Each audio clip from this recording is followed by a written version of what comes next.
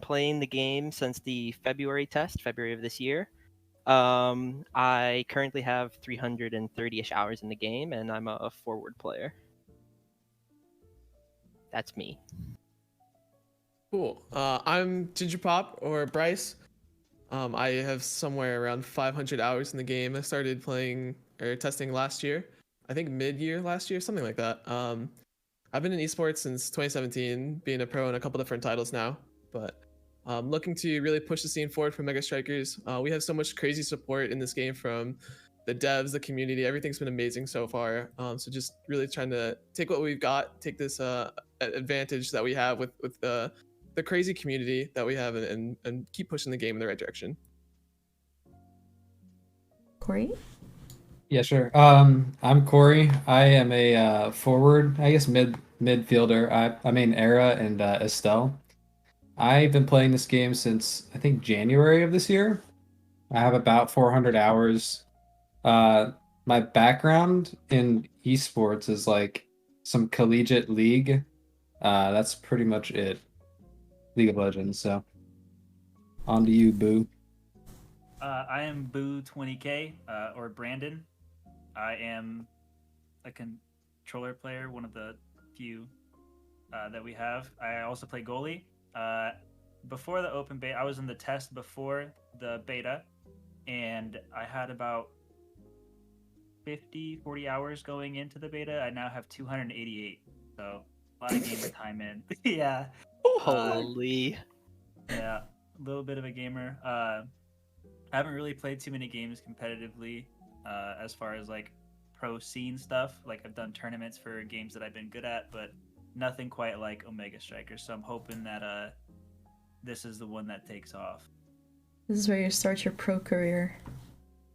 Yeah, on your controller. The boomer age of 26. Of course. That's not that old. Alright, thank you guys so much for being here. Like our first episode, super excited to do this. And I'm hoping we can help a lot of people get to know more about you guys and the game as well. Alright, so let's start off with the first topic because Boo doesn't have a lot of time. First, we're talking about, all of you have played like the alpha, but not everyone has played a lot. I want to talk about the development stage of the game. Like, you guys have been here for a while. How, especially for Ginger Pop, who's been here for so long now, how did the development stage go from the very start, the first time you play tested, till now? What was your experience? Ginger Pop, do you want to start off? Yeah, of course. So I got an invite from Vienna because I used to work with her at Cloud9. So it was a really like surreal thing to be able to jump into something like this so early on. At the point last year that I joined, it was still in the, I think they called it the prototype stage. Like before they even made it on a new API, or I'm not a dev, I don't know what that means, but like they changed the whole thing. So I was here when the game looked entirely different, and being able to have this communication line directly with the devs has been very, very special. Back in Overwatch, to throw a bit of shade, back in Overwatch when I was a pro there, we would do public test realm stuff and work on balance changes as like a pro scene, and we had a communication line, but nothing ever changed and nothing was ever done, and we never got it back and forth. So it really sucks. So being able to just jump in this early, or that early I should say, and have this insane back and forth with not just devs, like the best devs this esports scene has ever had, has been surreal. And not only can you have like this talk with the devs, they like really truly take what you say to heart and work with you. And like sometimes, you know, there's a bit of banter with the devs, which is great, but you know, it's like it feels very much like a family in that early on. So that was special. And then as we slowly progressed and had things like the collegiate playtest, when Corey jumped in, things slowly started to expand a little bit more, and that's when we had even more just great eyes, great feedback. And it was at that point in the collegiate test that I had a great feeling about the game. The game felt so polished, the community and everyone was so amazing that it made me want to try one more time with esports. So yeah, being a part of this is awesome. The Ody, if it wasn't for Odyssey Studio being so amazing, I probably wouldn't be here to this day. So that's my experience. Yeah. Yeah, it's great to hear. And that's what I want to ask as well to you guys. The devs have, like, especially in Alpha, of course, they've been so close to the community, so close to the players, with a lot of, like, even one-on-one contact between them. How was that for you guys? Anyone else who wants to pitch in on the development and with the devs as well? I guess I could pitch in here. Go ahead. Thanks. Like Ginger said, it is surreal. Like these are some of the best devs in the game industry, and to have like even one-on-ones with them sometimes, like just a pipeline for communication. It was just so cool to hear back and forth between like the great players of the community and like the devs who they just know what they're doing. They're great. It has just been phenomenal. That's anybody else who wants to answer next? Go ahead. Yeah, I Uh, can. Oh, go ahead, yeah. Boo. Okay. I think for me, I wasn't able to play in like any of the previous tests. I kind of came into the last one, but like the very last week that it was open. But even in that week, I could tell that they actually cared. They were chatting with everyone that was asking questions. If you had an issue, they were able to answer it immediately. When they found out that I played controller, their first question was, "What can we do to make it better? Is there anything that you notice?" Like they're actively trying to make the game better at all points at all times, and it's definitely noticeable by the community.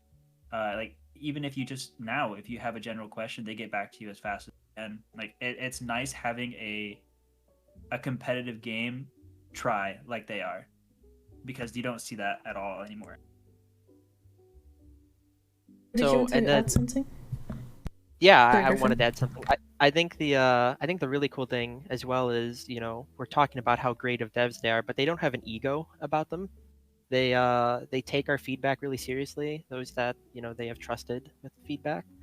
And even if you don't have, like a inner, channel like we do, um, they still take your feedback seriously, and they're always watching and always trying to see what they can do to make the game better. And that's why we have the product we have now, and I'm only positive at this point that it is going to get better as they continue to put more work into it. Yeah, I totally agree, and it's also my first experience too.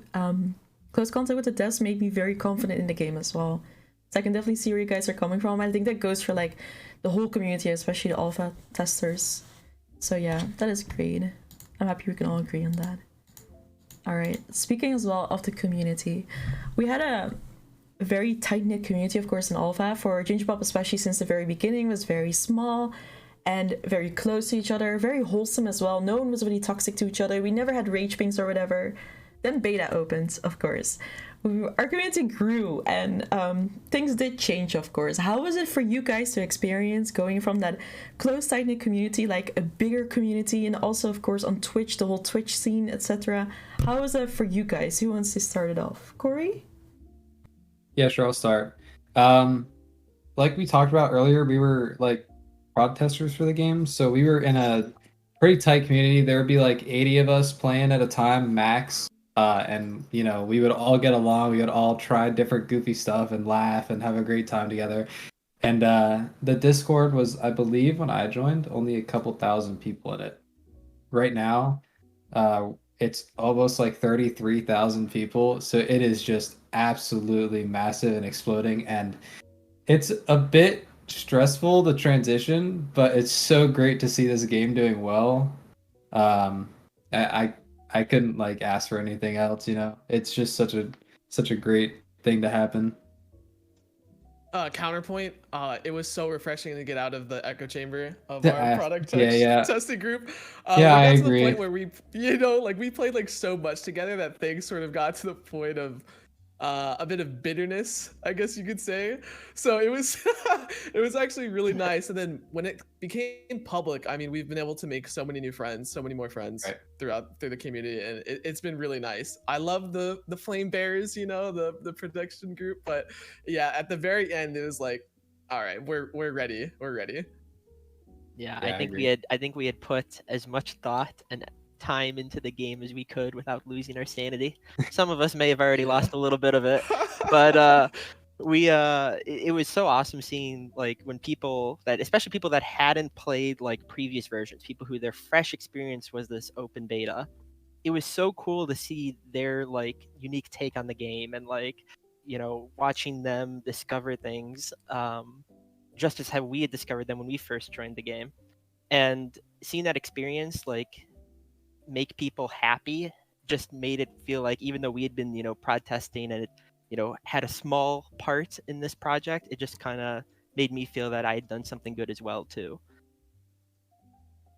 That's really nice having to contribute to the community as well from the start and being like a sort of pillar for them, teaching them a lot of things, of course. Very educational, so yeah, that must be nice as well from the very beginning.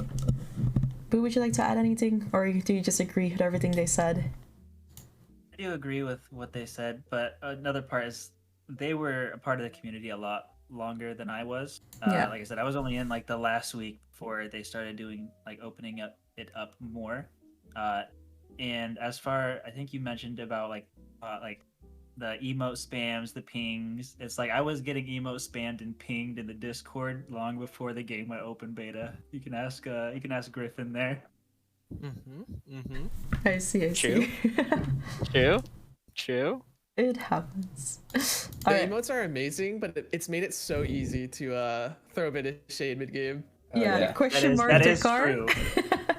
Yeah, I would Oh never my though. gosh. Like that's not something I would do. I am convinced the Amy free one is the most toxic thing I have I ever know. seen in a video game. Actually, I constantly if you use don't that. have the Oh, have the stupid. Amy free emote, you're not even trying. Yeah, that there is nothing more to it's so versatile too. You can say your teammates are free. You can say the enemy goalie is free if you're a forward. You're like, oh, it's just so great. But there's that one creator one with like the L on her forehead and like her Oh, tongue out. That one oh. is pretty top tier as well. Yeah. Yep. All right, Yeah, that let's one's dive a pretty good. bit deeper into the game now before we go off topic too much. Let's talk about the meta. This is a very big topic, but let's try to keep it sort of short at least. What do you guys think of the meta now? We've only had this patch for like 2 days, almost 3, pretty much. So how do you feel about it right now? Boo, starting with you. I only know about the goalies, and goalies took a decent hit. I think they nerfed all like goalies across the board with base speed, and while it doesn't seem like it's that big. It does make a huge difference in terms of covering the round of net. The one they didn't touch is Kai. I think we're gonna start seeing a lot of Kai goalies this current meta, this current patch, until they do something about him. Because at the moment, he is the only one that can traverse the goal faster than anyone else can, and has the range and abilities to help with midfield as well. So I think you're going to see a lot of Kai goalies from now on, until they either revert the changes to speed or do something to help the other goalies a bit more. Yeah, that's also why you're here, just for the goalie POV as well. So it's very nice to get your POV in there as well. No, not just that. Just not the only reason, don't worry. I'm only here. No, that I'm and sorry, the- I said it wrong. I'm sorry. I was like, I wanted to get a good goalie on to also have their perspective is what I meant. There are feelings. Just use it. English is not your first language. Okay? Yeah, that's it. Yeah, sorry. You know, I'm a bit nervous with the live broadcast and stuff, so don't worry about it, dude. Don't worry. Yeah, but thank you. For sure, goalies took a hit, especially Dubu, of course. How do you think Dubu, what is his state right now, you think? I think he's still better than the other goalies, to be honest. I feel like Asher is okay. Atlas is decent because he has his expanse. I can't think of the other ability, the one that launches out, the small wall. That one's Astral a bit... projection. Yeah, that's the one. Thank you. There you go. That one's all right. It only takes one hit, so it's kind of hit or miss sometimes. The res is always going to be good. It's always going to be top tier. That's what makes Atlas Atlas. Like if you don't play Atlas for any other reason other than the res, because if you want the wall, you play Dubu. If you want the better projection, you play Dubu. Dubu is just the best in terms of tanky, cover up more ground goalie. I think he's still the best at the moment, exempting Kai. All right, that's good to know. A lot of people were very upset about how Dubu got nerfed, of course. So yeah, good to hear from you. Let's move towards the forwards as well. Griffin, do you have an opinion on current meta? What do you think? So I think, well, X is dead. I'm just gonna. That's my hot take of the patch right now. Is I think X was already struggling. If anyone tunes into some of these tournaments that have been awesome, these community hosted tournaments, X was already not really seeing a lot of play. He loses a ton of the brawler matchups already, and then he also loses like when it's brawler plus damage, and by damage I'm kind of referring to like Estelle or now Amy. And he's just kind of a big clunky dude, and you have like Juliet that can dash and reset her CDs, and Drakkar who can just go invisible and then shotgun you halfway across the map. So he took a nerf, and then one of his trainings took a nerf too. So he's looking pretty bad right now, but hopefully we'll see where that lands. But Amy was the new striker released, and she just slots right into that upper class of strikers. She's really good, fulfills a lot of the same roles that Estelle does, and yeah, I think I'm sure Corey and Ginger are gonna also hit on some other things, so I'll leave some stuff to them. But yeah, that's my quick take right now. Corey, I'll touch on something broad that you could like follow up on, but I feel like to get away from just strikers for a second, I think as a game overall, it's very, very difficult to push leads. You can have like an insane early game and be winning for 3 minutes and the score is still 0-0. So right now it's just perma-scaling.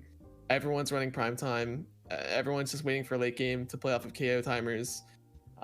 And it makes me quite sad. It's not that we're to say we're playing perfectly and getting advantages and not scoring because of it would be a lie. It's not like that's not the case at all. Like everyone could be doing better, but it's like almost every single coordinated game is going late. It's going to overtime. It's going to the level 10 every single game.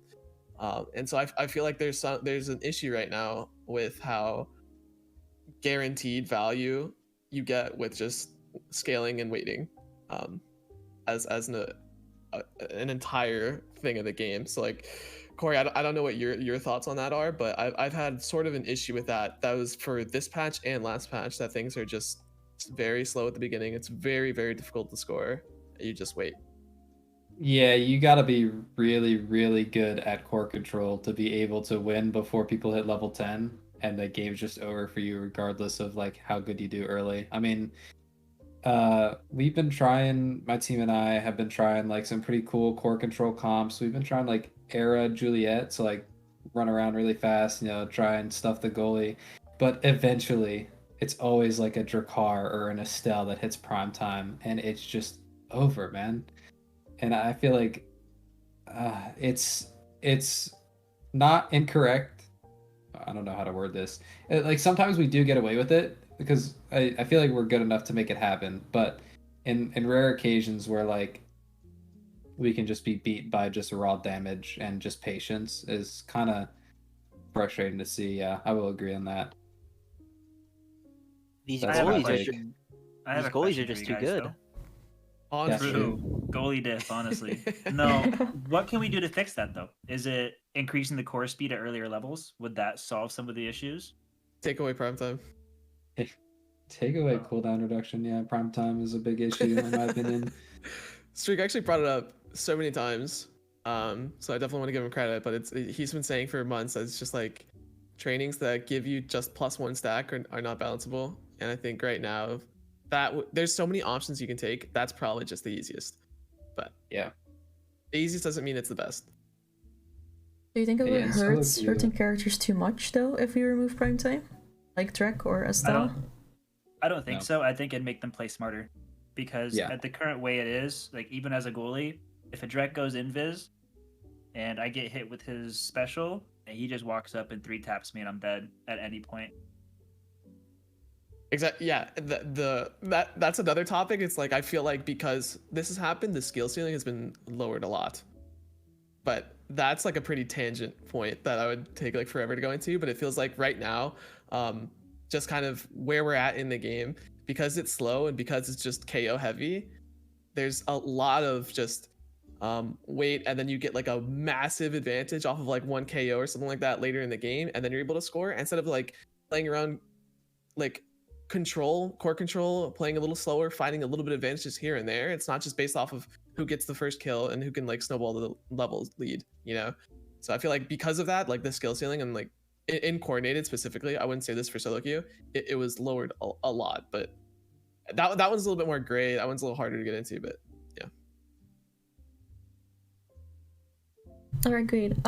What do you guys think right now is like the perfect meta comp after this patch with Aimee added? Is there a certain 3 strikers that you guys think is the best meta? Well, considering I'm playing Corey tomorrow in finals, probably. This is not Here, something you want to discuss. Juno. I'd probably say Juno, Juno Luna X. forward, and X goalie. Yeah. That's Alright. probably I meta get for it. sure. Not a good Okay. question. I can can answer. answer. Oh, Boo and I can answer. We're not. Yeah. That is So, true. Go ahead. All right, I'll go first, real quick, Boo here. I'm gonna say that. So right now, I think everyone will agree the best brawler in the game is Drakkar, and there's a myriad of reasons, but 2 big ones are Primetime is really good, and both of his competitors have been nerfed, so he suddenly becomes top dog. Pairing with him, you're gonna want more damage, and so, like I was saying earlier, you're gonna want to slot in an Aimee or an Estelle in that second forward slot.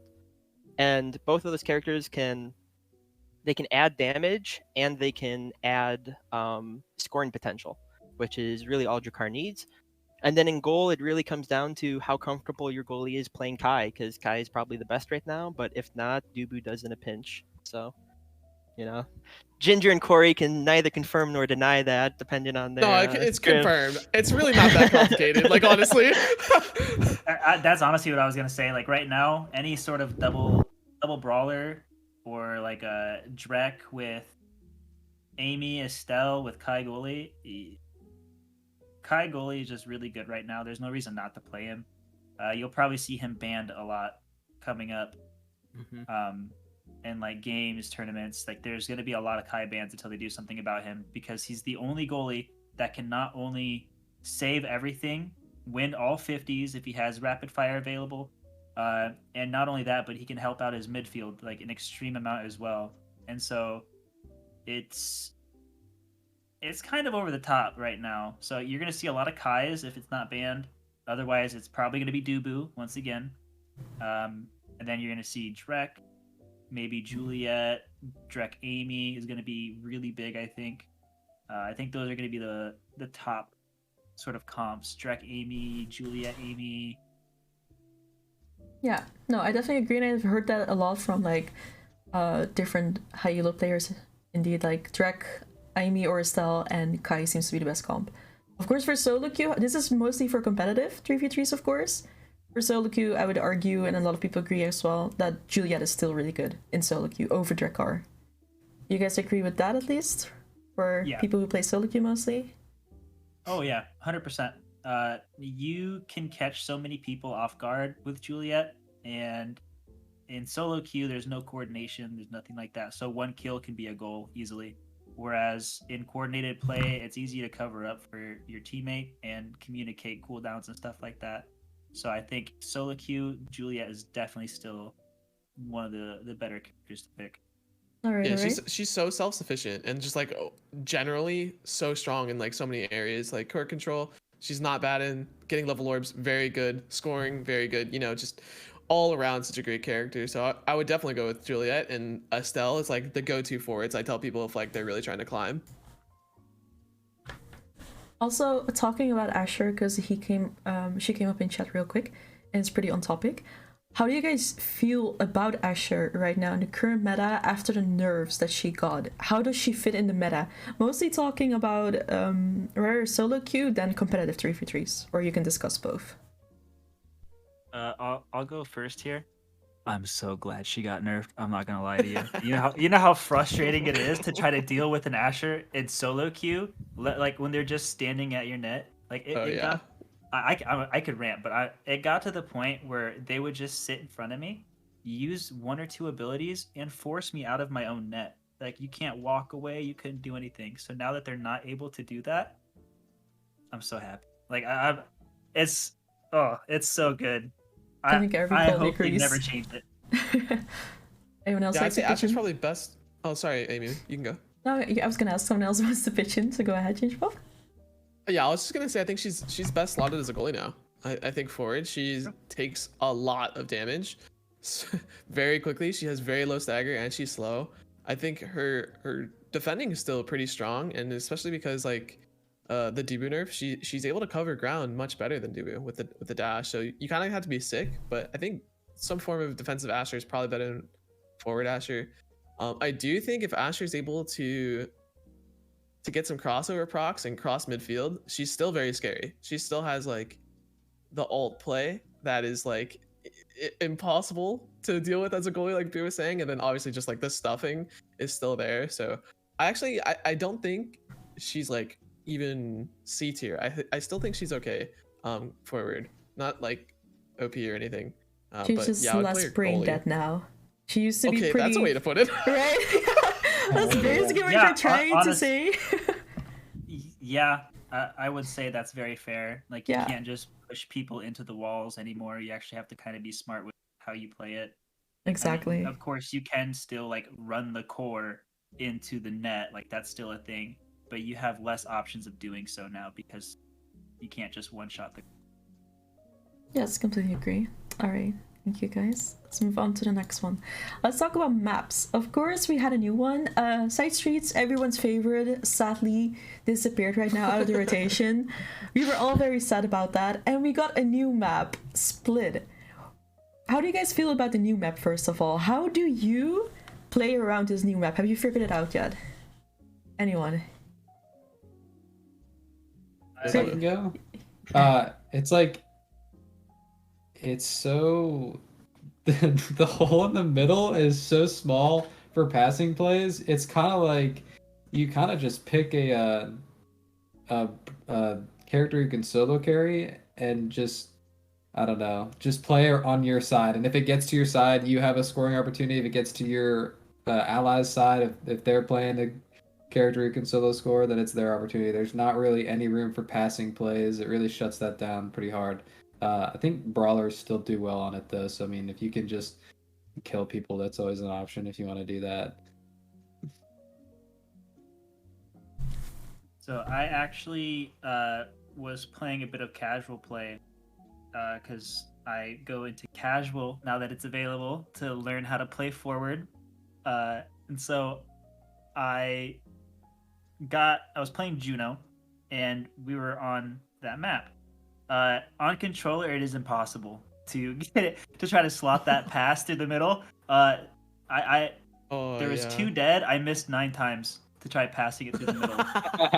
my teammate legitimately walked around the other side. They need to make that a bit bigger. Otherwise, I feel like characters that have dash abilities, Juliet, X, Asher, they're going to be, I want to say, pretty good on that map. You can traverse pretty easy over the middle wall, whereas some characters might not be able to. And it makes for really nice 2v1 play in the lane. As far as bullying somebody or preventing a shot attempt. I do think they need to make that opening in the middle a bit bigger to have more teamwork opportunities, though.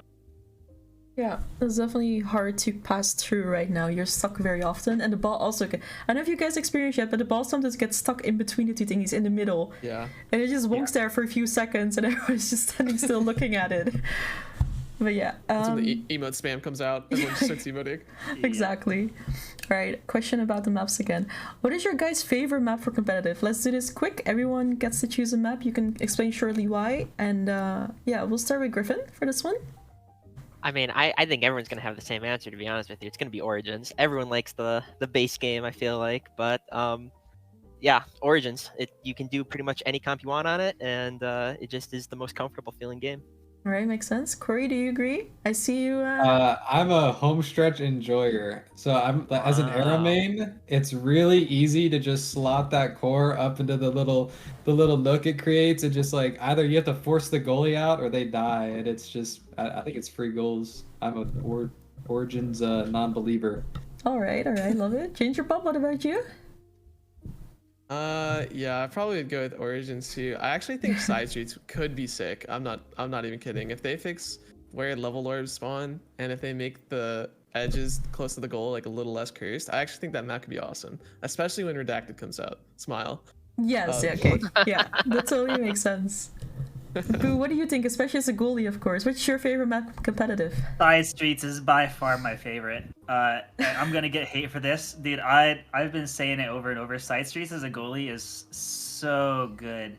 Like playing Dubu, playing anyone. If you're worried at all about forward pressure, you just toss it into Side Street. That is You're a playing very Dubu. hot take. Ginger Pop, Wow, please. based. You're playing You wanted Dubu. to. Actually, so based. You just block it off, dude. Like it's so good. Like I as somebody who plays Dubu quite often because he's just the best right now, it's so easy just to, all right, there's one mid, one top, side streets, there you go, and you just block it off and wait 10 seconds because they can't do anything. See, I can respect that. But what if you have a forward second goalieing and he hits that thing and it goes in, which happens all the time. We've all seen it. That's when it's like, oh no. That never happens to the Boo 20, all right? No Oh, one's hey. second goalie's the Boo Fair 20. enough. It's a No, actually, controller that diff. happens. True. That actually happens a lot. What I do is I play Dubu, so I just stand on top of them and I can hit the core first. Big brain. So the answer do is just really- play Dubu. Yes, go on. I do really want to bring something up though, because Ginger mentioned the orb spawns, and I don't know if everyone knows what he's referring to with that, but the orbs don't spawn in the middle of the map on side streets. They spawn on one side or the other. And if you've been playing forward at a high level, you know there's no worse feeling in the world than the enemy team getting 3 or 5 orb spawns in a row, and there's nothing you can do because you can't walk across the map, and now you're 4 levels down as Drakkar, and the enemy Drakkar is 4 levels above you, and you just insta-lose the game, basically, if they know what they're doing.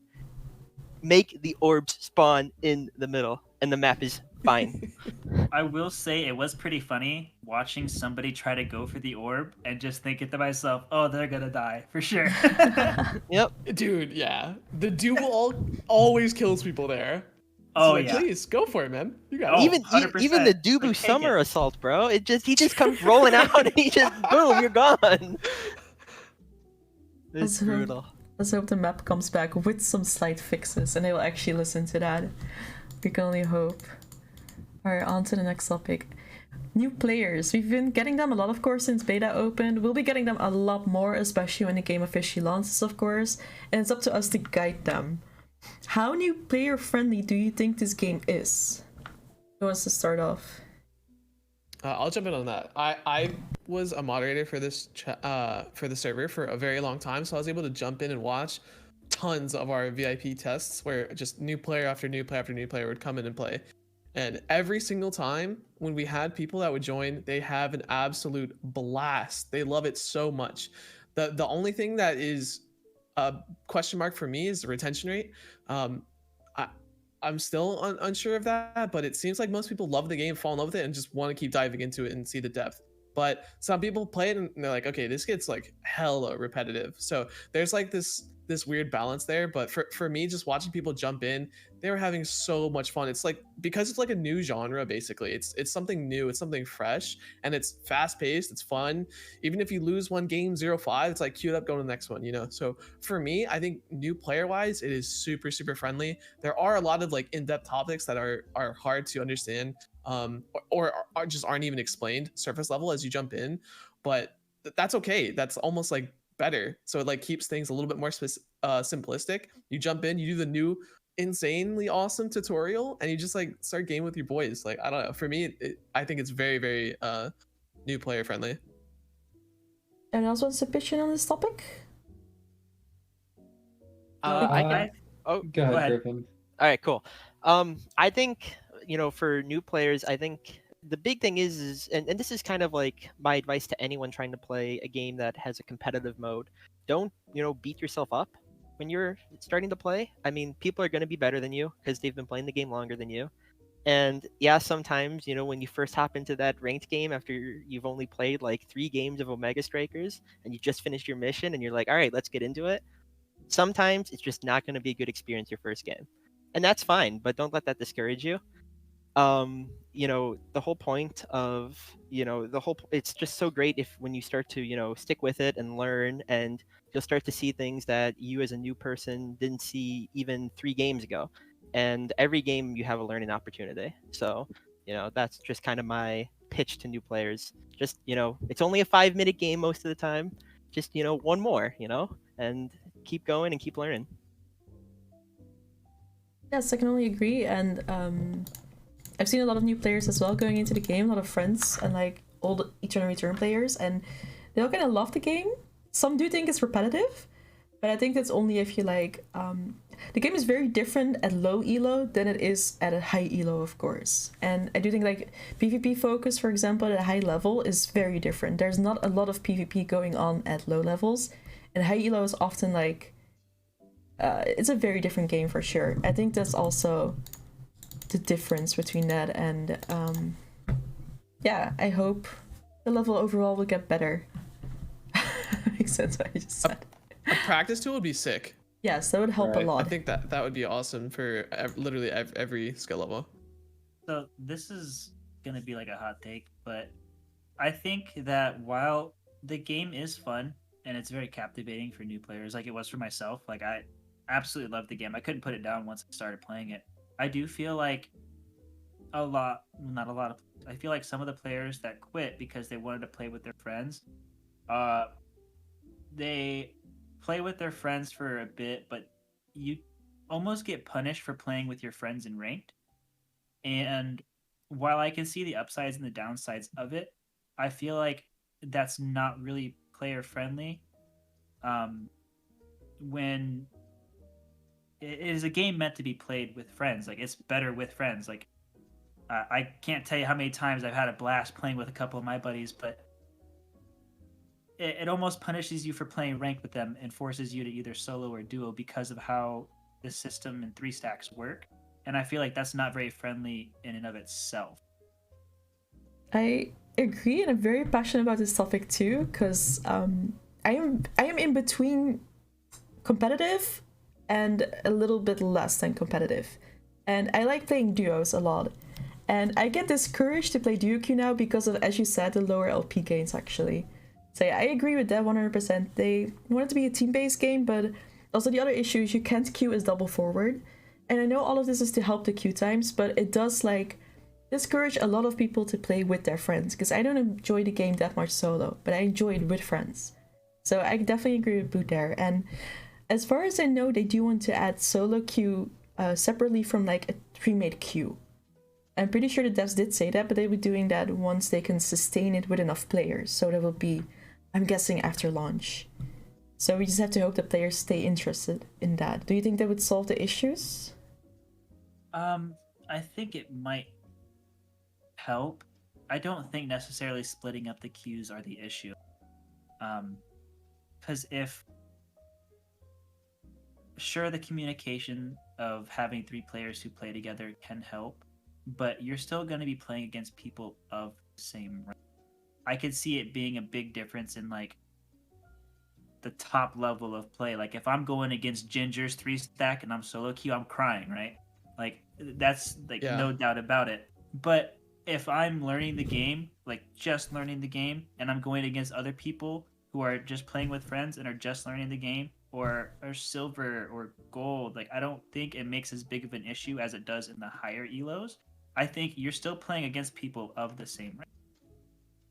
Alright, so what would you guys think of LP games would be the same for solos, duos, and trios up until, let's say, Challenger.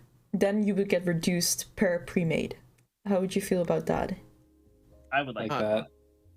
I'm skeptical because of boosting services. Right. That was a very, very big problem in Overwatch. Yeah, that's a good point. I'm kidding. But people can do this regardless by just going on their account though. So do you think they should like Definitely do the system around it just because of that? Or I think overall it's gonna hurt it less than, and it's gonna like do well actually. Personally, at least. The way you said it, where it's like based off of the rank that you're at, I think is how you go around it. So like there's either a certain cutoff or like it gets a little more strict with your gains losses as you progress, something like that. I think that would be more than ideal, I think. All right. Anyone else wants to add anything about the topic of new players in general, or this what we're discussing? Or y'all agree? I'll chime in like just one short thing. When this closed beta launched, I was playing with my 3-stack for my college, and we were like killing it, like winning every game, and we just could not keep up with people who were just soloing and who had like a 70% win rate. Like the LP difference was so much, and it was so tilting. Yeah, that's all I have to add. So we kind of like, split up and started solo queuing after that, and it was pretty discouraging to keep playing together.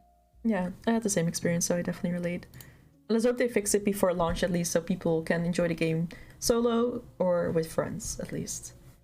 All right, let's talk about the whole other side, the complete high-level esports. Obviously, we've had some esports. We've had like the Havu tournament. We've had some smaller community tournament like the Romega Cup and the Saturday Strikers. How do you guys feel about the potential of esports in this game? Like, imagine the player base is big. Do you think esports could actually be like a big thing here? Could it be fun to watch? How do you guys feel about that? Griffin, let's start off with you. Sure. I've had, some limited tournament experience, but of the ones that I've played, I've had a ton of fun with it.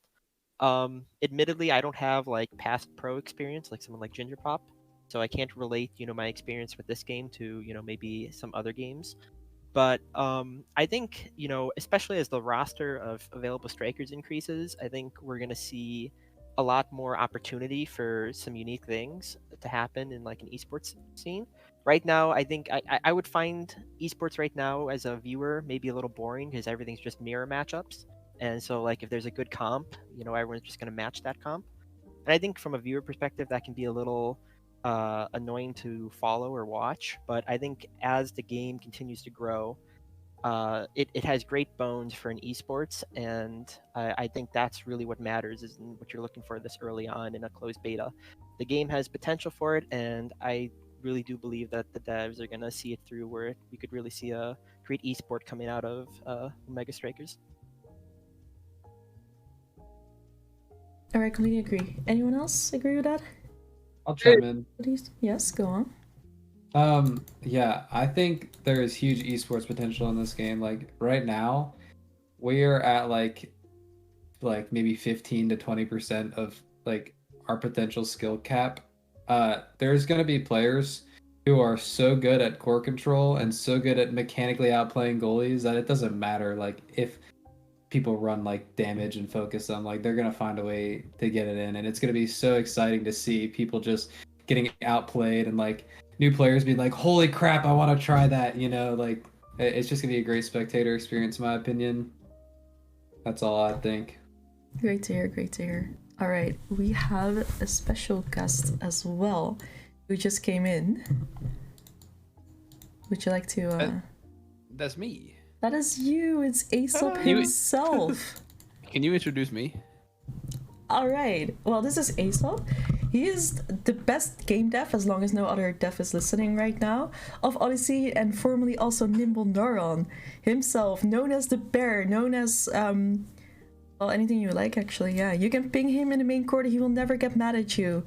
He doesn't know who I am because I had a bug, and then he asked me what my IGN is, and I was really upset about that. But that's okay, AESOP. I don't mind, because you call me my checkmark. So actually, you didn't even get me that. I don't have time.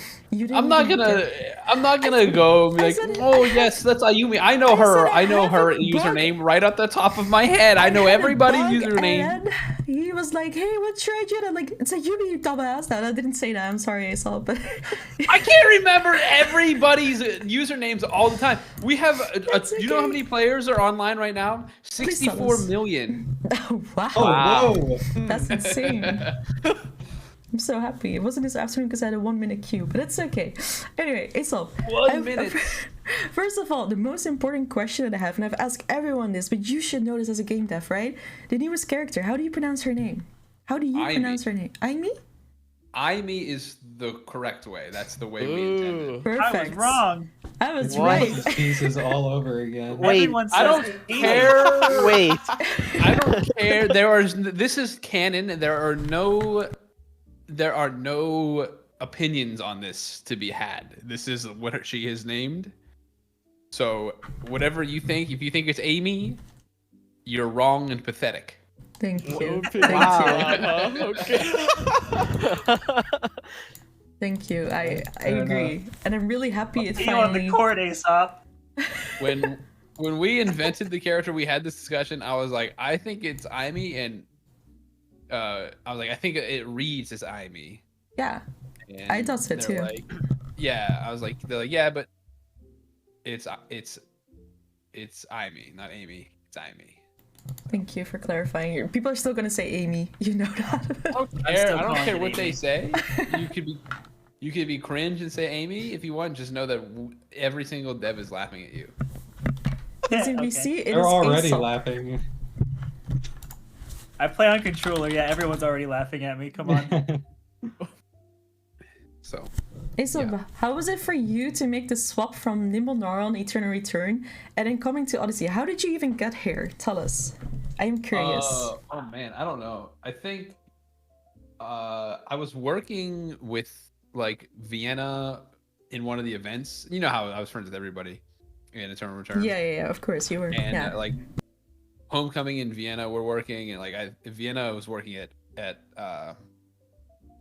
Odyssey at the time, and she messaged me, or she like mentioned me to their boss when they were looking for employees, and so I randomly saw like a follower one day, and it was the CEO, and I followed him back. I was like, oh yeah, that's it's somebody in the game industry. You gotta follow, keep the homies, follow the homies, and then he messaged me. He's like, hey man, I saw your work, and he heard from Vienna and everybody, and you seem like you'd be a pretty good fit. Are you looking for a job? And I was like, I'm listening.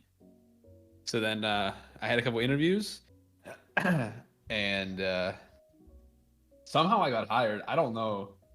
I'm like everybody works at, like, they all used to be like Riot and Respawn and like Blizzard, and like these artists are incredible, and like the programmers are so good, and I'm like, I used to work for Eternal Return. Did you ever hear of Eternal? It's free on Steam, and like I'm like so out of place, but I think But somehow you got here. so I think I think I'm doing okay. Like, Yeah, I mean, whatever. a lot of people are upset, but I was really happy that you got out and you got here. So yeah, I'm really happy for you. And the game is I'm great. not gonna lie. When I first saw the game, like it was probably like December of last year when I first saw it, and it was like pretty not done. Like the effects were like 11 IMEs were just like, it was like a red box train going down, and like arrows was just like a purple circle, and I was like, yeah, this game kind of looks like shit. I don't like this. But then and I never got the chance to actually play it because I was in Korea and it was 250 ping, and I was like, it's so hard to play with 250 ping. And then and I was like, you know what? Everybody seems so cool. Everybody seems so smart. I think it's probably time to move on. And then I left. When I left Eternal Return, it was like honestly, it was like breaking up with my longtime girlfriend. It was hard. It was hard, but it was the best thing to do. Your old girlfriend was a psycho. I'm sorry. Yeah. You had to But let the her director, go. I'm also super lucky that like I worked pretty hard to return, and the game director liked me enough that he like trusted me with like decisions about stuff, and like kind of like supported me and like helped me out and let me do whatever I wanted to do for shit that I worked on. And so I think part of that showed that I got stolen. Yeah. Well, I'm happy we moved on. Guys, do you guys have any questions for Aesop here? I know you already sometimes talk to Aesop, especially Ginger Pop probably, but any questions from here or anything you want to say about the game? Like change side streets now, do this now, nerf this now? No.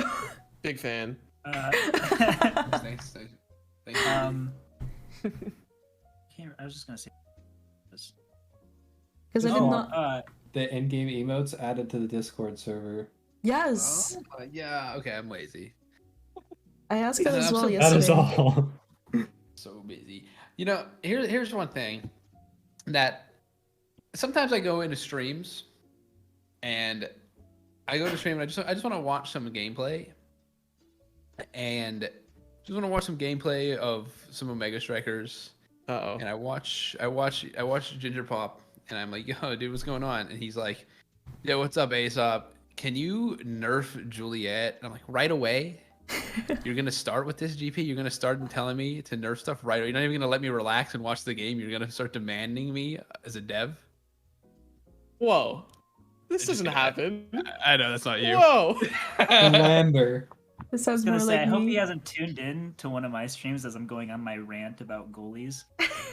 Yeah, honestly, I like watching you guys, you know, but a lot of the time, like I'll pop in, and especially the high level players, of course, because they're the most opinionated. But Yeah, I'll we go complain the into most, for sure. I'll go into someone's stream, and they'll be like, "These fucking brain dead devs, what are they doing with these kids?" I'm like, "Oh my god, dude! Like, I don't want to watch this. Like, I can't." And I don't know, I guess, like, for me personally, like, I played a lot of games over the years, and I would never, like, if I saw a dev, I would never be like, hey, you should nerf Dubu. You know what I mean?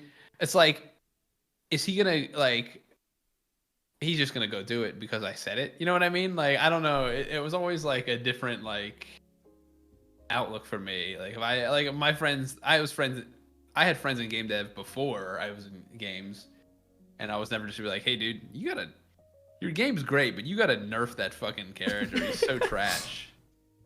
It's a little disrespectful to do it like publicly, like in a public eye setting too, you know? Yeah. Like, Yeah, To be but I fair- mean, Yeah. people have their opinions about video games all the time, and they like to share it, and I'm willing to listen, but sometimes I just want to chill. You guys come, like, let me just chill and watch some streams. Please don't yell at me. And I'm not even the designer. Yeah, but you're the community manager. You're I mean, the supposed to community listen guy. to us complain. I listen. I And you listen. tell them. I- Then you I'm complain like, to them. That's your just job. like- You're getting paid to get whined to. Be happy. honestly, you're not wrong. As You're a not streamer, wrong. you listen to people whine as well, but you do it for pretty much free. Do you think we don't get that kind of stuff in chat? That's true.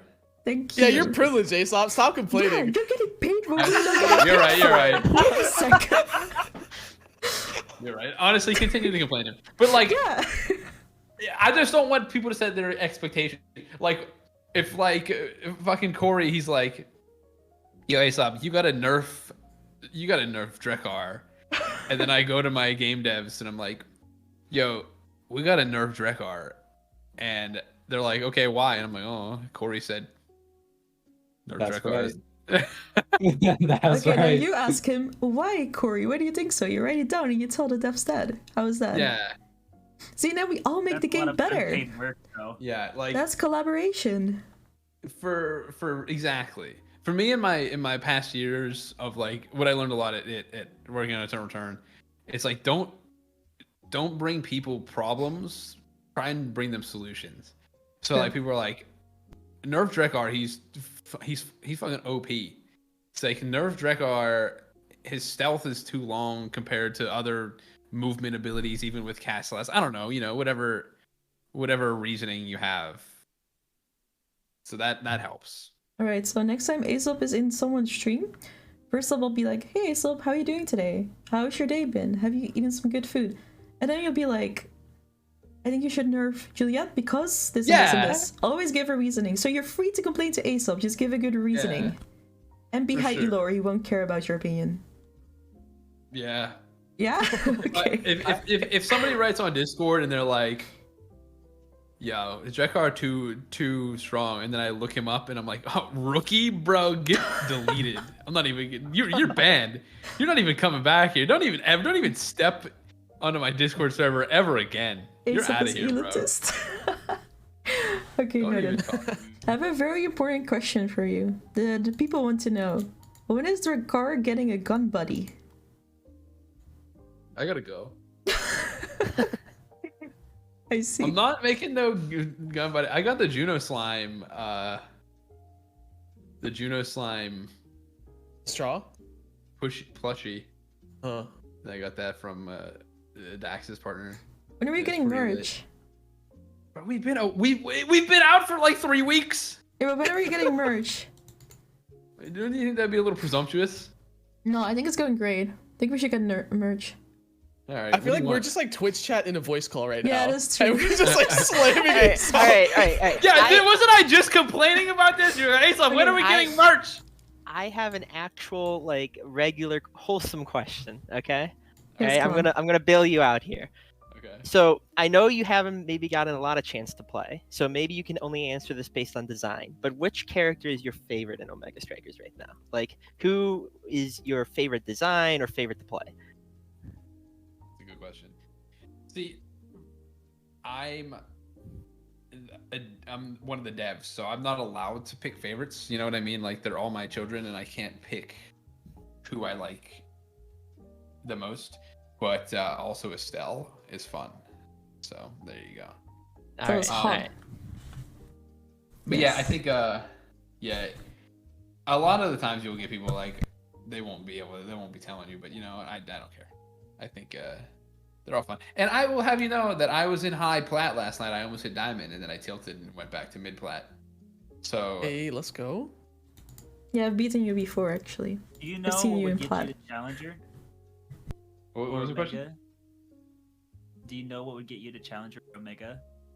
What did quiet man? He was Do you asking, know- like, do you know what would get you to Yeah, Challenger or what's Omega? the tech? What's the tech? Tech, dude.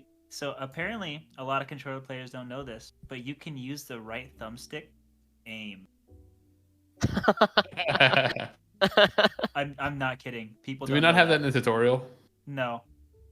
All right, Oh no! Now you're making him work again. He's I went supposed to to like be 4 here. controller player streams that are like Diamond and Challenger, and they have like the Xbox controller on their stream like I do, and like I'm looking and I do not see the right thumbstick move at all. I was like, hey, it's broken, and I was like, you don't aim, and they're just like, dude, I use my left thumbstick, and I was like, you're missing half the game, dude. Like, they have Yeah. no clue. I think opening an email right now. yeah, I'm ready. I think we have no, the controller support's not good yet. Like it's just something we kind of put in there. I'm like, not gonna lie, I think it's actually really. I think the way that the abilities are set up on the controller, the movement feels, aiming itself feels really good. I think that, as was discussed like previously, like just an indicator would be the only thing that makes like on par.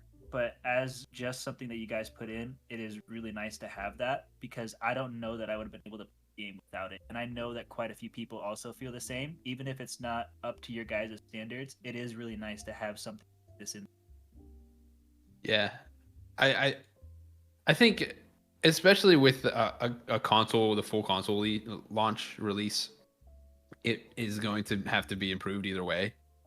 So I think we'll probably put a couple more resources into that, making it smoother, making the tutorial clearer. I mean, there's making the UI a little bit more friendly for controllers as well. So I think overall, it'll get there. But yeah.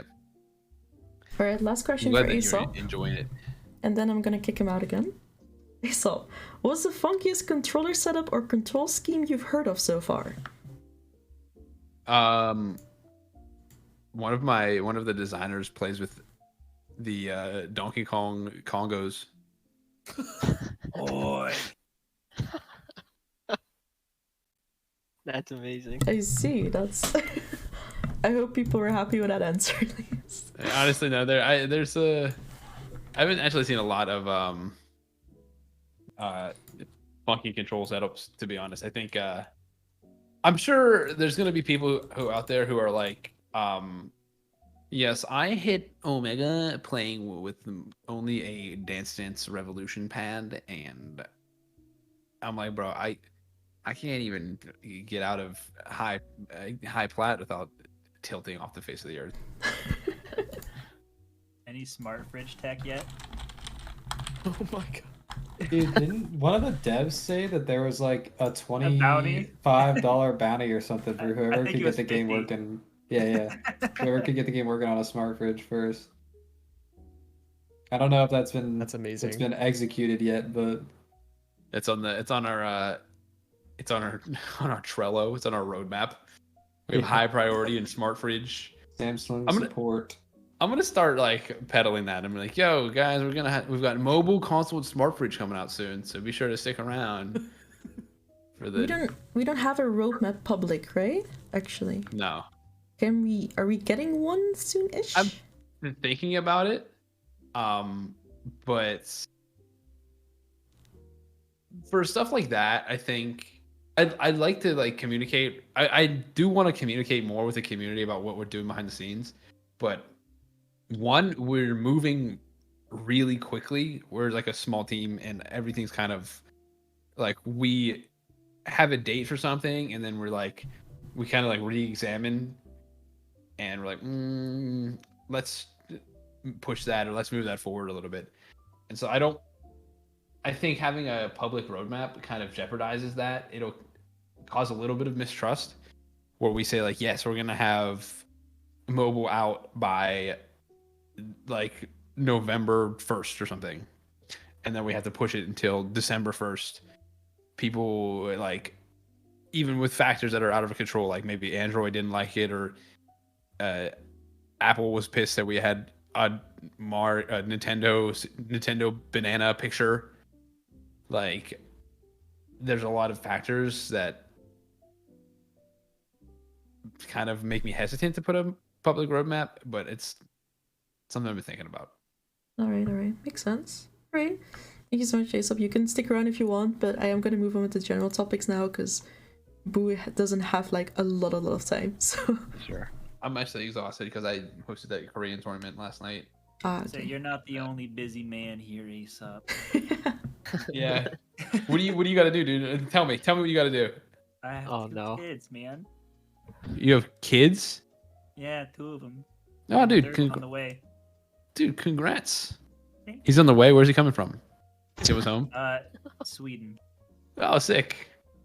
We got one Yeah. of them VIP storks.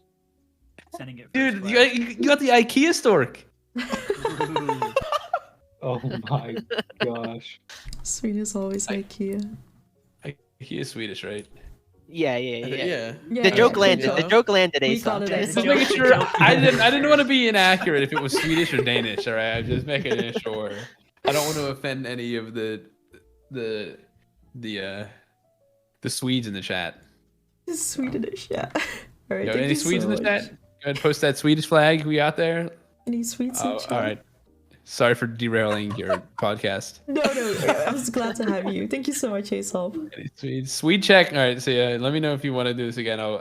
I'll remember next time. I totally Yeah, forgot. next time I'll actually prepare topics for you because I totally did not expect you to come. So I didn't prepare anything for you except the meeting. But thank you so That's much right. for coming. No problem. Get a And We it is Love IME. Aesop in the chat. Amy. Can we get a We Love Sweden? All right. I'm sorry. I'll leave you. I'll see you guys later. Bye. Bye, AESOP. Bye. Love you, AESOP. AESOP. All right, that was great. We're moving on to the topics again. We're just going back on track. All right, I wanted to talk about players. We're just gonna hop back into it. I want to talk about what player outside of Alpha community has impressed you guys the most, or even like from the last Alpha test, the week long or so we had. What player has impressed you the most? Don't pick anyone from here, so don't pick Boo. Has anyone impressed you? I guess I'll go first. A little based because he's my teammate, but Megaverse kind of just like he was always pretty solid at the goalie position, but then like suddenly, maybe it's because Kai's good right now or was good from the beginning, but my man just jumped up to the top of the leaderboard and he was holding pretty strong. He's at TwitchCon this weekend, and now Ginger took #1 spot from him. But I'm sure he'll keep battling Ginger for that spot again. But yeah, Megaverse is probably my most improved within our community. I was trying to find someone. It's just so hard. We had like 80 to 100 people in our little tight knit prod community, and I'm trying to find people on the leaderboard right now that impressed me. But I'll get back to you on that weren't in our prod test group. But yeah, that's my pick right now. All right. Anyone else has an opinion on that? I'll go. So I didn't play a lot in the test, but somebody that I played a lot against when the game went live, especially climbing, because as the game came out, all of the top grinders, people who were like pushing ranked nonstop, they were all within like the same rank. When top person was gold, everyone was like gold or silver. So like you went against a lot of the same. Somebody I went up against a lot and is still probably, I think he's still top of the leaderboard. One of the people up there is Catnator. He puts me through the ringer a lot. His Juliet play is really, really good. I hadn't seen it much, as like I said, prior to doing in like High Challenger and Omega games. But even his other characters that he plays, he always seems to find a way to get the core in, even in like the most disadvantageous. Akinator has been around for a while, has he not? Or am I wrong about that? You guys know that better, I think? Yeah. Probably like one of the longest. Yeah, so He is. just But explain it. He's one of like the best goal scorers on Juliet, like in the game, bar none. He is so dangerous when he has the core on your side of the map. So I absolutely agree with that. All right. For me, like a non-alpha tester, I think there are a lot that come to mind. There's some that come to mind that like got barely any time, so they like get thrown out. But someone like Klo is just an absolute animal, and he had like some alpha testing, but not much. And then there's people like Bells, there's people like Daftgrass. There's so many like great players that are just on the rise. And then there's those are just forward players. For goalie, there's people like General Tweet is the best Luna in the game, bar none. This guy makes Luna actually look like she has some defensive options. It's crazy. And then Mirajin is also just one of the like up and coming goalies as well. So there's so many people, and I think the skills, not the skill ceiling, but like the difference from new players to people who have played for a while has closed much faster than everyone might have even portrayed it to be. Like the game has not been out long, and there are people that are just absolutely insane right now. And so like for me, there's so many up and coming, and like 2 weeks from now, there's gonna be a whole new list of names that I didn't know of today that are just gonna be like insane players that are just on the rise in solo queue and in competitive. So That's great, of course. A lot of people are learning and like catching up to the alpha players, so that's great for like the competitive scene as well, and for you guys as well to get some fresh meat, like playing against new players, playing with new players, and yeah. Corey, you go ahead before I talk more. Ginger Pop took my 2. I was Did gonna he? choose. It's so hard to choose between the 2 people I ran the tourney with, but my goodness, Klo is an absolute monster, and Mirajin started like a couple days after the game went live on beta, and just like instantly climbed to like high chow with Ghost Electricity. Like I really haven't seen that a whole lot before, besides like maybe Boo, who's with us right now. I'm not allowed to compliment him though, apparently, but those 2 players are absolute freaks, I'll say. Mira played a lot of it solo actually. Ghost and I carried him Yeah. to silver or gold. It was really rough for us to play with a goalie who couldn't play the game at all. So I'm surprised to see him so good now. It was rough. I played him a lot. But yeah, he did the rest solo to like diamond, high diamond or so at least. So yeah, he learned really quick. I think he did it in like 2 or 3 days. So Oh yeah, yeah, some solid picks. very All right. impressive players. Yeah. So do you guys also think like seeing those new players, does it also help you improve as a player? Have you learned new strategies and such as well? Yes, all Yeah. of you saying yes. Floppies. I don't know what drove this man to do this, but he had this brilliant idea to take creator of durable things on Dubu and wall his own net off.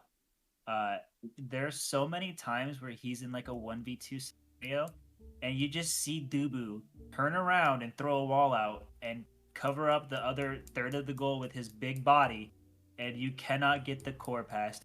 Like, I don't know how he came up with that strat, but it's absolutely brilliant, and I've been using it since. Everyone else feels like Gingerpop, actually, for you especially, you've been playing this game the longest, of course. Have you also felt like you've been improving as a player after seeing? Have you like seen new strategies or new techs that you've never seen before? Yeah. Yeah, there's this like really weird and smelly guy named Terramina that really like got one of the redacted characters that's not out yet and just like showed it off to a point that was like, holy crap, this character is insane. Like it has so much potential. So like for a solo character, yeah, like Corey, I'm talking about in the call, made it so where like one of the playtests I played nothing but that character just to like try to catch up because it wasn't like he made a new strategy that I didn't think about. He like crafted this entire playstyle around a character that no one else has done. And there's like other instances of that as well. But like, yeah, I would think legitimately like Corey would is the first to come to mind and just like change the game for how I saw it entirely. I gotta second that because that exact same playtest, I did the exact same thing as Gingerpop did, where I was like, "Holy cow, this guy is gapping me so hard on this character. I need to figure out, some way to answer it." But yeah, that's great. Yeah, I hope a lot of new players come in. I appreciate you guys. Yeah, Corey's ego has been going through the roof after. Oh this. My gosh. We're all very hyped for October 20th when Redacted does come out. Oh yes. Cannot wait. I'm giddy. Alright, that's a good topic. We've been going on and off a lot on different topics, but yeah, eventually. Alright, let's talk about balance patches. This was a question actually sent in from the viewers. Let me find that. Yeah, balancing patches. Do you think it should be done around the general audience or around high elo? What do you guys feel about it? Let's start with Boo, because Boo has to leave soon. How do you feel about the balance patches? I think that in competitive games like this, I think that the common player base is more important because that's what defines players. See the top players come from that. There would be no without it. If you don't balance to the common, it's not. But you're cutting out just a little bit. Boo's lagging. What I was saying is, I feel like you need to balance around the common player base because without the common player base, there would be no pro scene. If you don't have a base for the pros to come out of, there would be no high elo competitive play.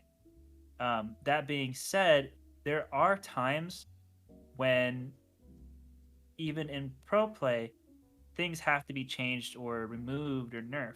Like if something is so bad to the point where it's almost unplayable, then they have to balance around the top level of play. But I think for the general overlook of things, balancing around the common place is always going to be the best. Yes, anyone else wants to pitch in on that? How do you guys feel about that? In support of the devs, they're gonna say the common player base because we all know that that's where the community, that's where the game comes from. We really wouldn't have a pro scene if there was no common player scene anyways. So yeah, I'm with you on this one. Kind of got a balance for everybody. Yeah, of course you guys are pretty biased because you are only in high elo, and obviously balance is very different in low elo. Like X has been a character of this who's like a noob stomper, and a lot of people obviously at low elo suffer, and in casuals as well, because he just keeps punching new players pretty much. And how do you guys think he was at high elo actually last patch before his nerfs? Was he much of an issue for you guys? I was rocking him last patch. I loved. Yeah, Griffin. I hated seeing Griffin on X. I was having a ton of fun on X last patch. I wasn't a fan, so we got like 3 days before Cast last buff came out, and then that kind of became his go-to third training. I wasn't particularly a fan of that, and I'm still not, because it basically just turns into like a, that old like Rock'em Sock'em Robot game where you just have two people standing in front of each other and they're just spamming, their strike as fast as possible.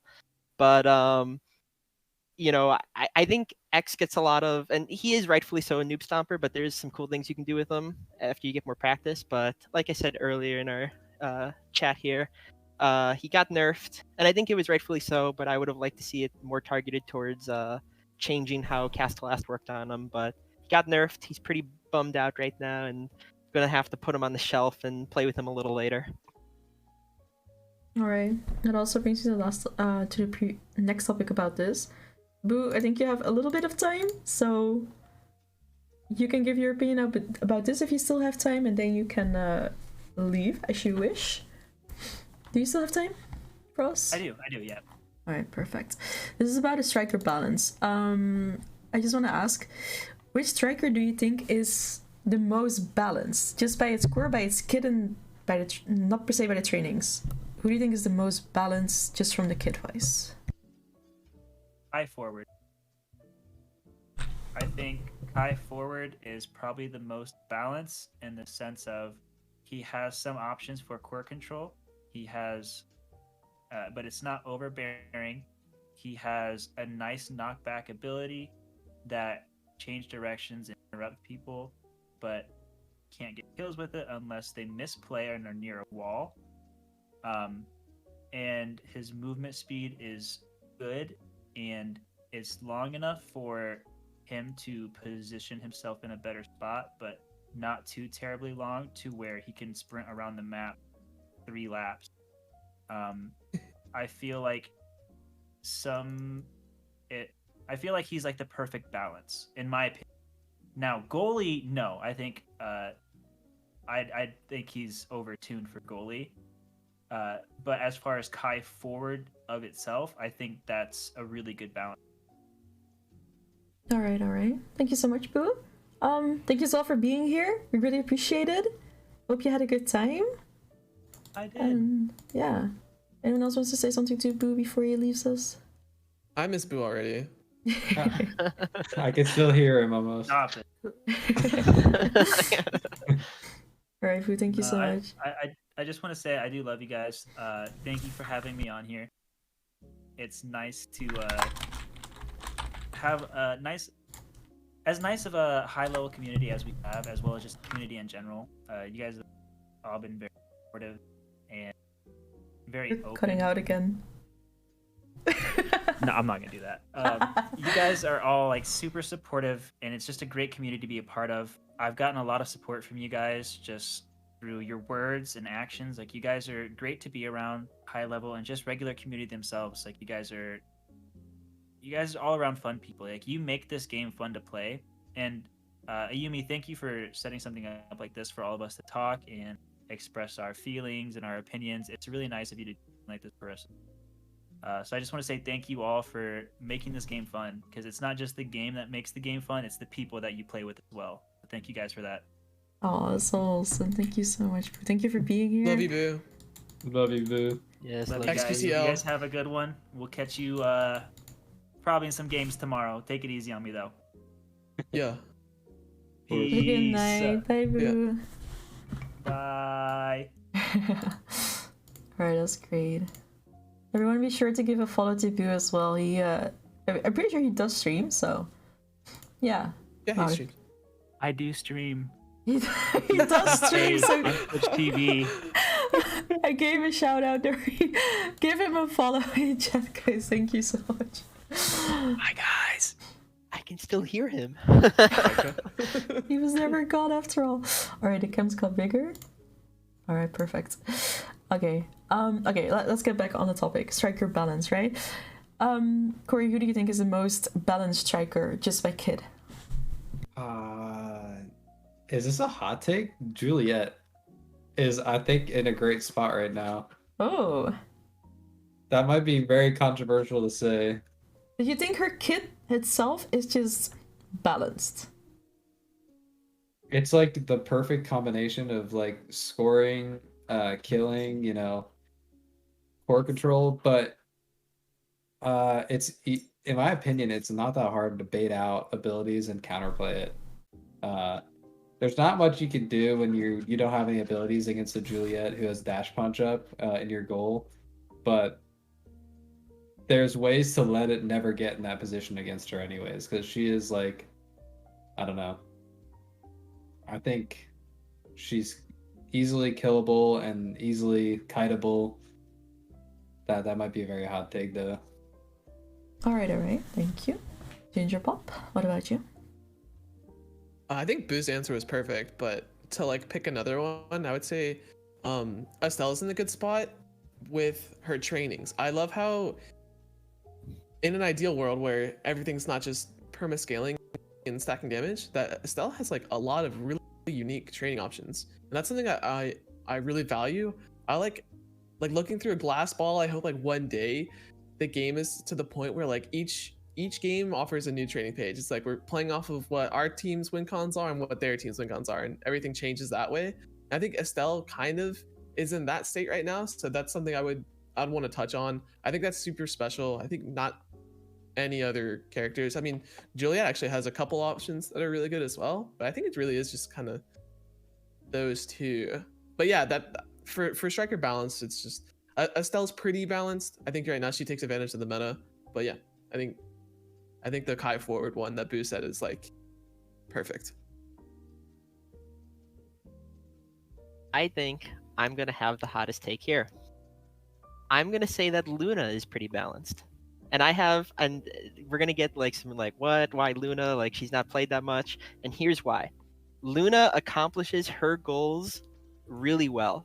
And she does it in a way that I don't think is too detrimental to the game. And the reason I say that is because Luna's only goal in the game is to create chaos. Luna cares about nothing else other than creating chaos. She just wants to blow everything and everyone up, blow the core across the map at light speed and everything, and she does that really well. The thing is, though, is that that's not something that a high level game like, you know, competitive or Omega level games are gonna want. So I think Luna, like from a character design point and like even I guess from a balance point, she does all those things really well without feeling too overbearing. But you won't see a Luna in a competitive game with money on the line anytime soon. So that's that's that. All right, great. Yeah, some form of like, if this team gets first pick, what happens after that? And then no mirroring, right? You can't pick the same character on both sides. How does ban systems work? Would there be one like before each team gets their last pick? There's like a ton of ideas, but it's like very much something we're looking forward to, I think all of us. I think, and I think, you know, the devs also would agree with that. I think right now with our current roster size, you just can't support a system like that right now, which is fine. But yeah, I think draft pick would be super cool. And I kind of touched on it earlier. I think from an esports perspective, just having like total mirror matchups with a game as small as only 3 players is kind of not super enjoyable to watch. So I think that will be great for the, you know, scene as things continue to grow. But yeah, I think a lot of people are looking forward to it, and there's a lot of people that think that draft order is just so important right now, and I really wish that we could swap characters back and forth. But yeah, that's, you know, that's that. How big should the roster be before we could look into draft mode, you think? We're looking at 20, 25? How many are we at right now? I think What do we're we at got? 12 right now. 12 right now? I'd say once we hit like 18, maybe. 18, very early? Yeah, I think Yeah, 18 I is think- the I bare think it's minimum. Way too necessary to like hold off as long as possible on it.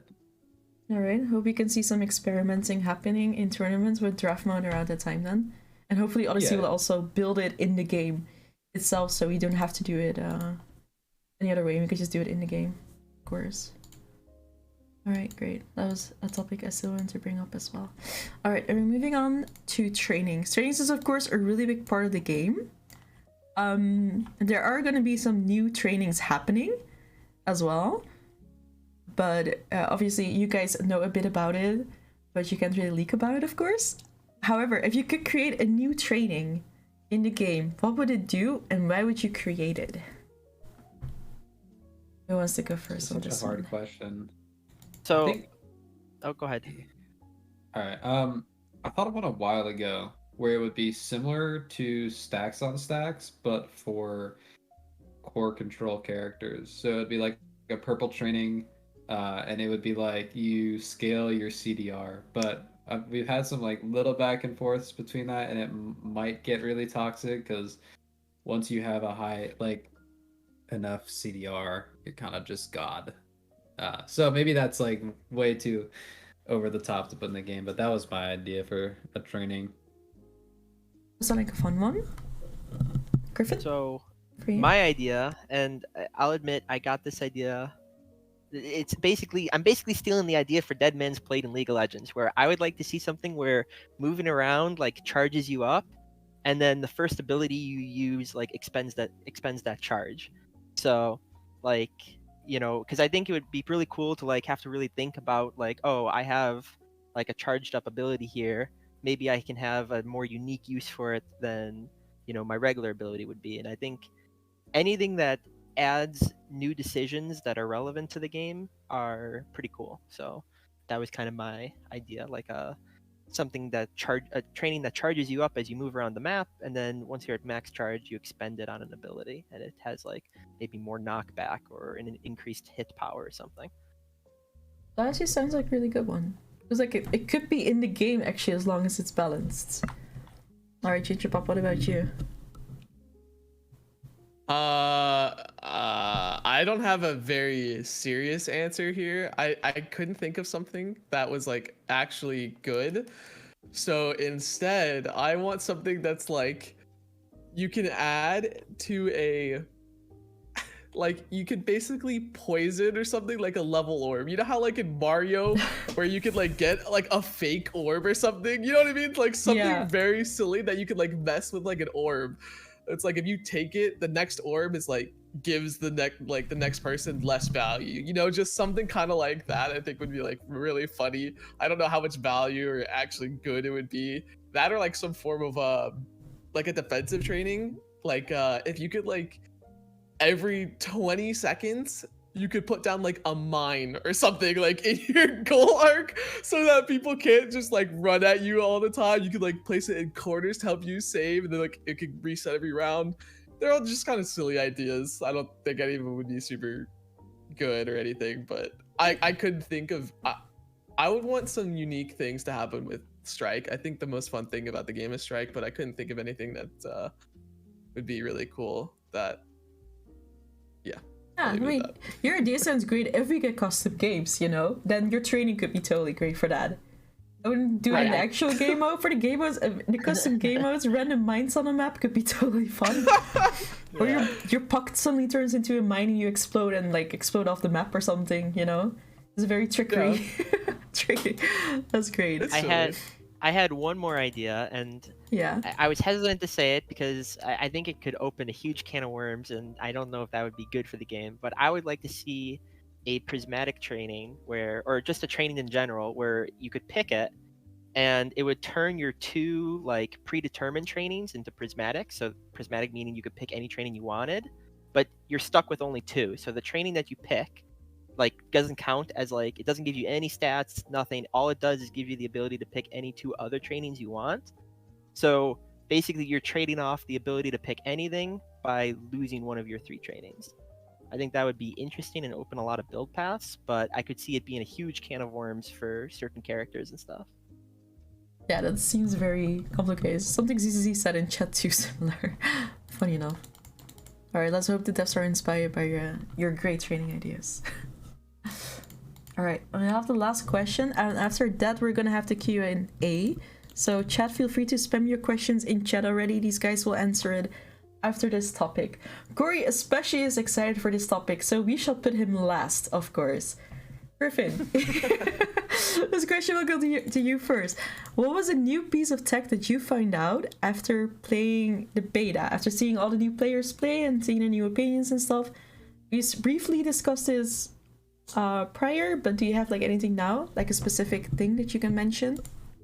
So I don't know if it's still in the game because I think they might have removed it, and I'm going to shout out Ignis here. I did not know that you could cast Drakkar special, so his Molten Bolter, I think it's called. You could cast it, and it would hit things that were slightly behind you. So he would walk up and like position himself in a way where I didn't think he could hit me, but then suddenly he could hit me. And once I learned that on Drakkar, it was kind of a game changer, but I think they removed it. So, but that is my thing that I learned, and then quickly started getting really upset about when he repeatedly did it to me. All right. For me, it's something like that wasn't intuitive. Like we knew about its functionality, but like people started doing it on purpose, which was if someone staggered and basically playing in like the corners next to what I call like the bumpers. I don't know what everyone else calls the edges or like the corners of the map, but you could basically Estelle jump into them and it'll bounce them out far enough so where you could primary them off the map. I learned that from Daftgrass. So that's like a super cool thing with Estelle. It basically guarantees it because most people are going to be dodging in a certain way that makes it so where the primary be harder. This like almost guarantees it, but it's like it's tricky, but it looks sick. Oh, great. Shout out to Duffgrass as well for that one. All right, Corey, it's your time finally. What's All right, yours? it's the goofiest piece of tech, but cooldown orb resets your strike cooldown. So when you strike and like your midfield grabbing an orb, your strike immediately comes back up. So it's like super niche. Can win you a strike war. I think it's so funny. And It's like really good on even X2. yeah. Even on goalies, it's like uh when you're, in a situation where the only way you lose is if you lose the, 50, you don't have to anymore. If you save the cooldown orb right behind you. That's my tech. That's a good tag. Good trick. Thank you. All right, guys. That was pretty much all the topics we had, which means we are moving on to the Q&A. There were 2 questions earlier. I said I wrote them down. I totally did have them written down, and then I totally deleted them because I'm stupid.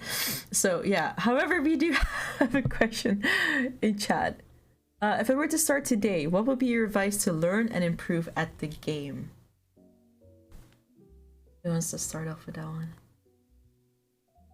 I can start. Yeah, go ahead. So I was able in 2 different titles before Mega Strikers to become a professional player. And what helped me the most in both games, that was very consistent, is self-auto view. Watch your games back all the time. Record your games, watch it back. You'll find that you're taking a completely new stance at looking at your game. You're no longer in execution mode, you're in review mode. It changes how you're looking at things entirely, and it'll open your eyes to like completely new things. And on top of that, for this game specifically, I think taking time, just like any other game, and watching some streamers explain some of the in-depth topics that aren't obvious surface level is very huge. So take advantage of streamers right now and ask them a bunch of questions. Like, so there are things like when I've done coaching recently, I was coaching Legit Korea that I just took advantage of, or I took for granted. That was like, the ability that puts you into stagger gives you the stagger knockback. Like that's not something that is very obvious to like new players. So like those sort of things. Then obviously I think one tricking is a very good way to just figure out the game and learn the game. You'll understand your character eventually, and then once you're doing that, you're looking at the game as a whole. You're trying to figure out the game that way. So I hope some of those tips have helped. That's what has really worked for me in the past. Corey, Great would tip. you like to go? Yeah, I'll go. I would say that a lot of abilities people do not understand have lingering hitboxes, and that is like absolutely game changing for like how you use them. For me, it was your strike ability actually has a lingering hitbox, and so winning strike wars when you like if you it's so hard to explain. If you back up from someone and strike before the core hits you, the core will bounce off the top of your hitbox instead of like it getting all the way like into the back of it, so that like the other person will have time to react, and you'll be able to get away with a core control in midfield. I think that is like the biggest thing for me is understanding how you can effectively use your strike to gain you an advantage in like pushing the core forward towards the enemy goal. All right, Griffin. All right. How about you? So my tip, it's a little similar to Ginger's, but basically, I always say, don't take yourself too seriously. early on. There's always going to be something in a game, even if it's a 0-5 that you probably could have done differently. And maybe it's not something that you could have done to win the game, but it's something that you could have improved on. And every game has a learning experience in it. Every match you queue up for, there's something to be learned. And don't let the idea of winning or losing a specific match ruin your learning ruin your learning mentality. So that would be my tip to new players: is just keep Growth learning mindset. things. Yeah, growth mindset. Thank you, Ginger. Losing equals learning. Exactly. Great, thank you guys so much. We have another question. Someone in chat doesn't want to just follow guides blindly. Obviously, this is something that's good to do at the beginning, but as you start getting better at the game, people do, of course, want to find their own trainings. What should they focus on when making their own training builds? Ginger Pop and Griffin will be great adding onto this, but I will say you can't just go into a game with an idea like, I'm going to take this training page. You have to build it around the comp that your team picks or the comp that the enemy picks. Like, if you're into a non-lethal comp, you'll feel free to take stacks on stacks because you're not going to die. Or if you're against like people with heavies, like Drakkar, you could take Unstoppable, which gives you resistances to heavy knockbacks. There's so many like things that you have to think about. That just becomes second nature the more you play the game. But yeah, I would say you can't just go into a game with a mindset like you're gonna run whatever you want. You kind of have to play it by ear. Teacher Bob, would you like to expand on that? Yeah, I think even if you are following guides and stuff like that, it's very important to understand why. Like, even if there is like an Exodia training comp or build, it's like what actually is like the reason for this. Why is it the best? And that'll slowly make it like open your eyes to different paths. Like, okay, I understand why this certain training page is good, but this, like Corey mentioned, it's like this game I don't need this certain thing, so maybe I can go like stacks on stacks. For instance, a lot of people are running Stinger on like Estelle. If you're running Estelle and you don't have a brawler, well, you're not going to really be wanting to stack that much damage. You probably want to go for something more control heavy or score heavy, something like that. So trainings is a very difficult one. The biggest tip I have for trainings is on the left side, click the button that makes it so where it shows more about the trainings themselves. It'll give you a much much more in-depth description of what the training does and how you can use it better. But it's definitely it's a weird one. I would say, yeah, if you're new, following some sort of training guide is the easiest way, because you want to focus on learning so many other things than just worrying about the in-depth training stuff. Yeah, for sure. Griffin, anything else you want to add, or have they said everything for you? I think they said most things. Corey didn't mention it specifically, but I'm just going to put the term to it: be adaptable. You gotta, and like he said, you gotta adapt to what the comp is and what your team is trying to do and what you're trying to do individually in a game. And so, hopefully your guide might have different options to choose from. So, whatever guide you are following, try to take those options seriously and try to, work out yourself when those options are actually the most optimal to use. So don't be afraid to think for yourself sometimes too. For sure. I definitely think it makes you better as a player. You just like do your own trainings, and even if you fail, at least you know it didn't work and you will learn exactly why it doesn't work. And even if a pro player like posts a guide for trainings and you test it out yourself, you'll eventually realize why those trainings are the best. And also what I like about this patch is, I discussed this as well with Ginger Pop yesterday. He came to our stream and we were talking about trainings a lot as well. Some characters, especially Era for example, feels very, you can make trainings based on your own playstyle. And I think that's the best state of balance. And I think a lot of people agree with that too, when you can choose based on your own playstyle for trainings and you don't just follow one certain training. So hopefully the game will also reach a stage where you can just choose whatever fits us, rather than just following one person. Alright, next question. What is your ideal grand finals match format? Oh Jesus! Please give winners something. My God, either one extra game or a freaking rack reset. Anything, something. The precedent moving forward right now is that winners aren't getting anything in the grand finals, and it's bothering me a lot.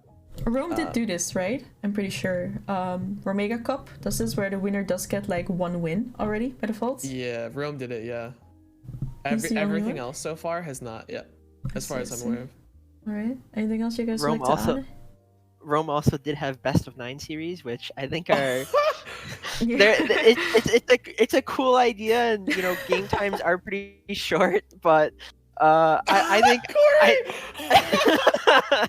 think I think I would prefer like maybe best of 5, best of 7 at the absolute max. But please, I would prefer them having a map advantage with like best of 5. I think is a good middle ground right now. But yeah, sometimes there's too many games, and I don't think that's fun for both fans to watch or players to play. I completely agree. I think it also depends on the prize pool.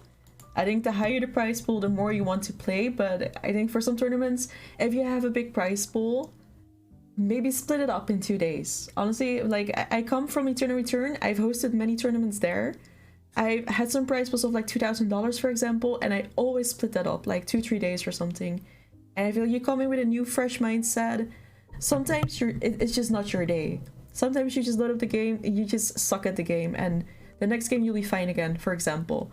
And I think it just like helps your mindset as well. So maybe you guys would prefer that as well, like having multiple days instead of just everything done in 1 day, 6 hours straight, having to wait for other games as well.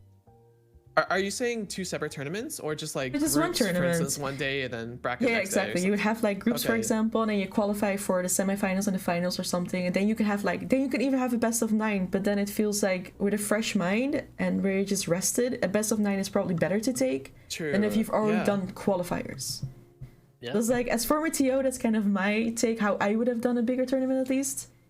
So maybe hopefully we'll see TOs like taking a different take, and hopefully you guys also give feedback. Even if it feels a bit pushy, you know, just it's a new game, so feel free to give your feedback as a player as well to them, of course. If you guys get tired, you know, then the audience also gets tired, and casters also get tired, etc. So yeah. Yeah, absolutely. And viewers, of course, should also give feedback as well. You guys as well, at the end of the stream, just say like, "Yo, this was such a long stream, you know, it was too much," or "Do more of this, do more of that," you know? That's how we help, honestly, that's how we help grow esports as well, I feel. Anything else you guys want to add on that? I kind of went on my own little rant about it because it's a topic I'm passionate about. Yeah, Yeah, that's I about agree it. with every point you had. Yeah, Thank absolutely. you. More feedback. All right, great. Well, anything else chat would like that? Anything else you guys still want to discuss, or are you guys all satisfied as well? Me happy. After Happy. Saturday tomorrow should be best of 15. You are out Oh. of your mind. That is crazy. Oh no! Perfect. Yeah, tomorrow I you do. Tomorrow wow. you do have the tournament split in 2 days, pretty much. If we did it that way, then yeah, They'll be ready to fight Ginger's team tomorrow. Yes, because you two will be facing off tomorrow. It got cut short because of the podcast, because it was getting a little bit too delayed. So tomorrow they will be fighting it off in their finals, right? Yeah. So I'll be cheering Maybe. for Corey's got a hard team ahead of him. Oh, I still Corey got said- losers finals to beat. all right. We'll see you tomorrow then. Hopefully we'll see. Tip I top think we got it. team. I think it is. All right, guys. Thank you so much. Yeah, that's about it. Thank you guys so much for being here. I know it was a Scott first broadcast, but you know it's a completely new community as well, new game. I had fun. I hope you guys had fun. I hope the audience had fun. Yeah, absolutely. A Any great time, closing yeah. ends? Shout out your Twitch. I've already shouted out as well, but like shout out your socials or anything else you want to say. Ginger Pop, please close it off for yourself. Yeah, so thanks to everyone for listening. I hope everyone did enjoy. This was a bit of a long one, but if everyone could go follow AESOP and give him a hard time. That would be the icing on the cake for sure. So at Ody AESOP on Twitter, and then just if you join the main Discord, discord.gg/ Omega Strikers, make sure you add him in all the channels. That'll be good. So and you can find me on Twitch and Twitter mostly right now, at GingerPop on both. Thank you guys. Corey, any final words? I'm not that big into socials, but I'll shout them out anyways. You can follow me on Twitter at oh my god, it's so hard to say, and like people get the spelling right. It's at Sokol Corey, SOKOL, and I'm my name on stream. And then if you want to follow my Twitch, it's lol Terramina. Just one last thing. Thank you so much for having us. I had an absolute blast with these guys. I've been playing with these people for so long, and it's fun to just hang out and not be like absolutely wailing on each other in game. Yeah. Griffin. Agreed.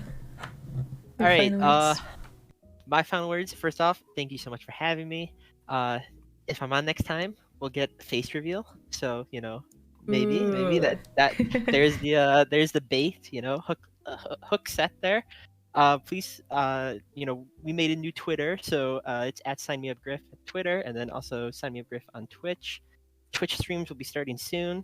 Game came out right during midterms, so that was really awesome. But we powered through midterms, and now we've got more free time. So look forward to that coming soon. And if you're following Twitter, you'll get notified when I start streaming. So yeah, thanks for having me. Alright, thank you guys so much. Thank you, audience, as well.